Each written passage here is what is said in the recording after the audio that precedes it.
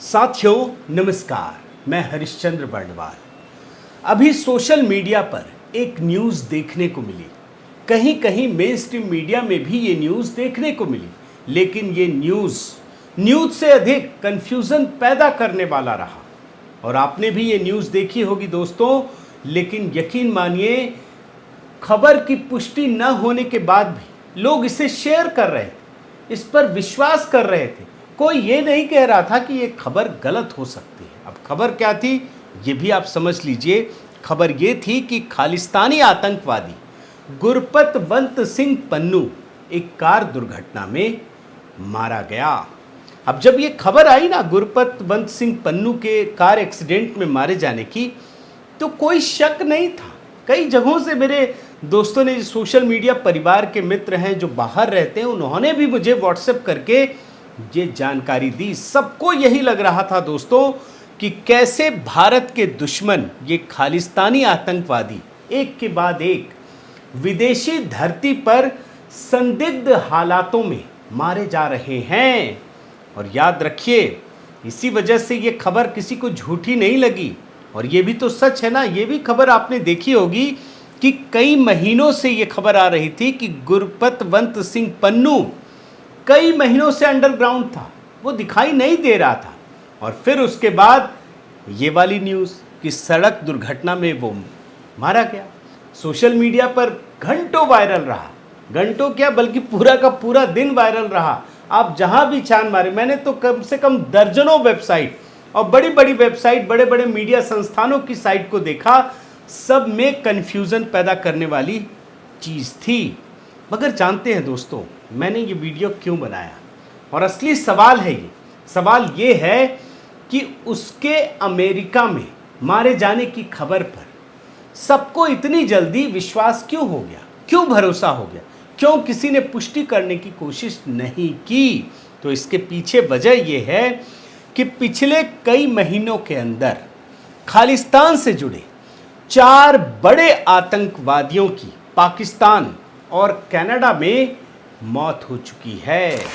अब मैं आपको एक एक करके उन लोगों के नाम और उन घटनाओं की जानकारी देता हूं जिनकी हत्या हो चुकी है। पिछले महीने कनाडा में खालिस्तान टाइगर फोर्स के मुखिया हरदीप सिंह निज्जर की गोलियों से मारकर हत्या कर दी गई। जगह बड़े ध्यान से समझ लीजिए, ये जगह है कनाडा, जहां सरकार भी दोस्तों आपको पता है कि खालिस्तानियों के दबाव के आगे झुकी हुई दिखाई पड़ती है। कनाडा की बात कर रहा हूं, ये भारत के अंदर की बात नहीं है। और आगे बढ़िए, उससे पहले मई के महीने में पाकिस्तान के लाहौर में खालिस्तान कमांडो फोर्स के मुखिया परमजीत सिंह पंजवार की भी गोलियों से मारकर हत्या कर दी गई। अब यहाँ पे भी आप जगह को बड़े ध्यान से समझ लीजिए। ये है पाकिस्तान का लाहौर इलाका। लाहौर है ये, मतलब आप सोचिए पाकिस्तान के अंदर एक मैंने भारत ने सर्जिकल स्ट्राइक किया, वो किया, तब तो इतनी बड़ी खबर हुई। और पाकिस्तान के अंदर, वो भी लाहौर में, भारत के दुश्मन की हत्या हो रही है। कोई कल्पना कर सकता है क्या? और ऐसे ही आप इस खबर को देखिए, जून महीने में लंदन के अस्पताल में इलाज के दौरान अवतार सिंह खांडा की मौत हो गई। अवतार सिंह खांडा खालिस्तान लिबरेशन फोर्स का मुखिया था और इसी ने पंजाब में अपने गुर्गे अमृतपाल सिंह को भेजा था। आप बड़े ध्यान से एक एक चीज़ को सुनिए, समझिए, और तब आपको ये समझ में आएगा कि जो पन्नू की खबर आई वो क्यों इतनी बड़ी हो गई। और आगे बढ़िए दोस्तों, ये जो खालिस्तानी आतंकवादियों की संदिग्ध हालातों में मौत है, वो साल 2020 से हो रही है, जब खालिस्तान लिबरेशन फोर्स के टॉप कमांडर हरमीत सिंह की हत्या भी लाहौर की सड़कों पर गोलियों से कर दी गई। तो देख रहे हैं ना, एक एक करके खबर कहाँ किसकी हत्या हो रही है और कैसे हो रही है। अब इन्हीं परिस्थितियों में दोस्तों, गुरपतवंत सिंह पन्नू की सड़क दुर्घटना में जो मौत की खबर आई, उसको समझने का प्रयास कीजिए। जब एक एक करके इतने सारे लोग विदेशी धरती पर जो भारत के खिलाफ जहर उगलते हैं उनकी हत्या हो रही हो तो पन्नू की खबर भी सहज लगने लगती है। फिर मेन स्ट्रीम मीडिया भी इस बात को देखता नहीं है कि खबर सही है गलत है, बल्कि वो प्रकाशित कर देता है सोशल मीडिया के हवाले से ही दोस्तों। और ये खबर कब आई ये भी आप समझिए, जब पन्नू के संगठन ने, जो आतंकी है निज्जर, उसके मारे जाने पर 8 जुलाई को कनाडा में तिरंगा जलाने और विरोध करने की तैयारी कर रखी थी। 8 जुलाई। और इसके बाद भारत सरकार ने कनाडा के सामने सख्त विरोध जताया। इससे पहले आप ये भी देखिए कि इन खालिस्तानियों ने सैन फ्रांसिस्को में भारतीय दूतावास में आग लगाने का काम किया था। इनकी हरकतें, इनके एक्शंस को भी समझने का प्रयास कीजिए। विदेशी धरती पर पाकिस्तानी तंत्र की मदद से ये खालिस्तानी आतंकवादी कभी लंदन के दूतावास पर तो कभी सैन फ्रांसिस्को में बौखलाकर आगजनी और प्रदर्शन कर रहे हैं। और जिस तरीके से खालिस्तानी आतंकवादी विदेशी धरती पर मारे जा रहे हैं, उसके बाद जो हरकतें हो रही हैं वो इनकी बौखलाहट का नतीजा है दोस्तों। और याद रखिए, पिछले कुछ महीनों में मारे गए सभी खालिस्तानी आतंकवादियों की तरह से ही गुरपतवंत सिंह पन्नू को भी आईएसआई प्रधानमंत्री मोदी के खिलाफ एक मोहरा बनाने की साजिश रच रहा था। और ये कब से हो रहा था? किसान आंदोलन आप भूल तो नहीं गए? किसान आंदोलन में इन लोगों की भूमिका बड़ी सक्रिय हो गई थी। और किसान आंदोलन के समय ही किसानों के एक वर्ग द्वारा लाल किले पर धार्मिक झंडा जब फहराया गया तो उसे इन लोगों ने अपनी बहुत बड़ी कामयाबी बताया था। और उसी तरह से आपको एक और घटना याद दिलाता हूं। बहुत बड़ी घटना थी दोस्तों, आप शायद भूल गए होंगे, लेकिन सारी घटनाएं एक दूसरे से जुड़ी हुई हैं। पंजाब में फिरोजपुर में, पंजाब चुनाव से पहले की बात बता रहा हूं, जब प्रधानमंत्री मोदी के काफिले को किसानों ने पुल पर रोक दिया था, तब भी यही गुरपतवंत सिंह पन्नू ने इसे खालिस्तान की जीत बताया था। और उस समय की जो कांग्रेस सरकार है दोस्तों, मुख्यमंत्री चरणजीत सिंह चन्नी ने जिस प्रकार की लापरवाही बरती थी, उसके लिए प्रधानमंत्री मोदी ने जो बात मुख्यमंत्री को कही थी, वही बातें एक तरीके से इन खालिस्तानियों के लिए एक काल की तरह थी। आप भूल गए हो तो आपको याद दिला देता हूँ। प्रधानमंत्री ने ये कहा था कि अपने मुख्यमंत्री चन्नी से कहना कि मैं जिंदा लौट आया। फिर चुनाव का समय आया दोस्तों, और जिस तरीके से अरविंद केजरीवाल ने खालिस्तानी तत्वों के साथ मिलकर जो आरोप लगे चुनाव लड़ा और फिर जीत हासिल की, उससे इन लोगों के हौसले एकदम से बढ़ गए। और याद रखिए, विदेशों में बैठे खालिस्तानी आतंकी संगठनों के इशारों पर काम करने वाले, नाम भूले नहीं होंगे, अभी तो गायब हो गया है, अमृतपाल सिंह को भगवंत मान की सरकार ने खुली छूट दे दी, पूरी छूट दे दी। और ऐसी छूट दी कि उसने अपने साथी को पुलिस हिरासत से छुड़ाने के लिए अजनाला के थाने पर हमला कर दिया। वो तस्वीर आप भूले नहीं होंगे।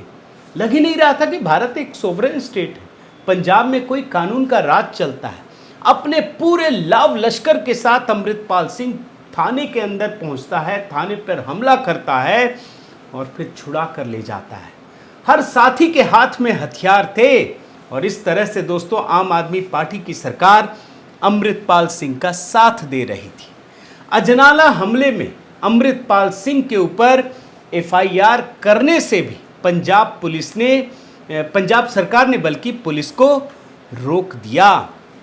और इसका असर क्या हुआ? इसका असर ये हुआ कि अमृतपाल सिंह का हौसला इतना बढ़ गया कि उसने अमित शाह को खुली धमकी दे दी कि अमित शाह का भी वही हाल होगा जो इंदिरा गांधी का हुआ था। आप सोचिए, गृह मंत्री हैं और पंजाब में बैठा हुआ एक शख्स ये कह रहा है कि तुमको भी वही काम करेंगे, वही हाल करेंगे जो इंदिरा गांधी का किया था।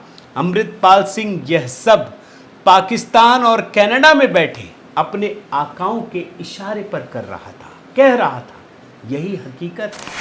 पंजाब की जो भगवंत मान की सरकार थी दोस्तों, वो किसी न किसी तरीके से अमृतपाल सिंह को पंजाब की पुलिस के हाथों से बचाना चाहती थी। बड़े ध्यान से सुनिए और समझिए।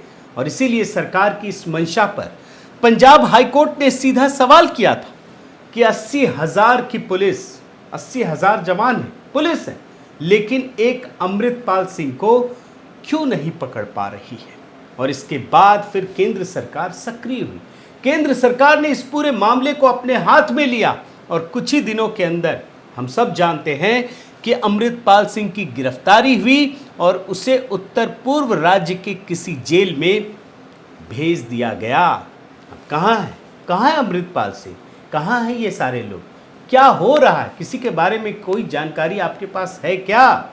और उसके बाद जब अमृतपाल सिंह की गिरफ्तारी हुई, उसके बाद आप याद रखिए दोस्तों, धीरे धीरे करके एक एक करके खबरें आने लगी जिसमें अमृतपाल सिंह से जुड़े जितने भी लोग हैं, जो आतंकी हैं, जो भारत के खिलाफ जहर उगलते हैं, उन लोगों की संदिग्ध हालातों में मौत की खबरें आने लगी। पंजाब में आतंकवाद के दौर को खत्म करने वाले पुलिस अधिकारी केपीएस गिल का एक बयान बताना जरूरी है। उन्होंने चेतावनी दी थी कि पंजाब में आम आदमी पार्टी की जीत से खालिस्तान के आतंकवादियों को सिर उठाने का मौका मिलेगा। और ये हम सब आज देख रहे हैं दोस्तों। तो कुल मिलाकर दोस्तों, सत्ता पाने के लिए कांग्रेस और आम आदमी पार्टी जैसी लेफ्ट लिबरल पार्टियों ने देश विरोधी ताकतों के साथ हाथ मिलाया, उसे बढ़ावा दिया। उसी का नतीजा है जो आज पंजाब, कनाडा, लंदन, अमेरिका, तमाम जगहों पर, बल्कि ऑस्ट्रेलिया में भी देखने को मिल रहा है, जहां ये खालिस्तानी समर्थक हैं वो सारे के सारे सक्रिय हो उठे हैं और तमाम तरह की गतिविधियों को बढ़ावा दे रहे हैं। लेकिन प्रधानमंत्री मोदी के लिए देश हित सर्वोपरि है और इसीलिए वो आतंकवादियों को इस देश में तो खत्म करते ही हैं, लेकिन बाहर विदेश में भी दूसरे देशों के घर में घुसकर भी मारने में यकीन रखते हैं। सर्जिकल स्ट्राइक, एयर स्ट्राइक तो इसी का उदाहरण है। और आज के समय में ये जो सारी घटनाएं सामने आ रही हैं, उसका लिंक भी कहीं ना कहीं इसी से तो जुड़ रहा है। तो इसीलिए दोस्तों, बड़े ध्यान से समझिए और याद रखिए कि अगर कोई ताकत जो देश विरोधी ताकत है, अगर वो भारत को चुनौती देता है, तो उसे इस बात का ख्याल रखना होगा कि इस देश की सत्ता पर एक ऐसा व्यक्ति बैठा है जिसके लिए देश हित से बढ़कर और कुछ नहीं। और इसीलिए ये सारी घटनाएं शायद देखने को मिल रही हैं। ये संयोग भी हो सकता है या प्रयोग भी हो सकता है। बहुत बहुत धन्यवाद। आपसे निवेदन है साथियों कि आप मेरे इस चैनल को ज़रूर सब्सक्राइब कीजिए, लाइक कीजिए, शेयर कीजिए, कमेंट कीजिए और इस बेल आइकन को प्रेस करना मत भूलिएगा। नमस्कार।